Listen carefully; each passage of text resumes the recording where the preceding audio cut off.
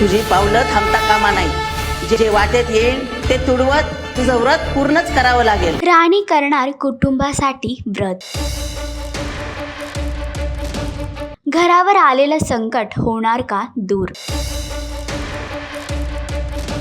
हुकुमाची राणी या मालिकेच्या आगामी भागामध्ये जोगत्तीने सांगितल्याप्रमाणे राणी आणि इंद्रा तिला भेटायला येतात. त्यावर जोगत्ती तिला एक व्रत सांगते आणि ते व्रत पूर्ण करण्यासाठी राणीला अनवाणी पायाने चालत जायचं आहे. एवढंच नव्हे, रस्त्यामध्ये जे काही आलं त्यावर लक्ष न देता तिला हे व्रत पूर्ण करायचं आहे. तुडवत तुझं व्रत पूर्णच करावं लागेल.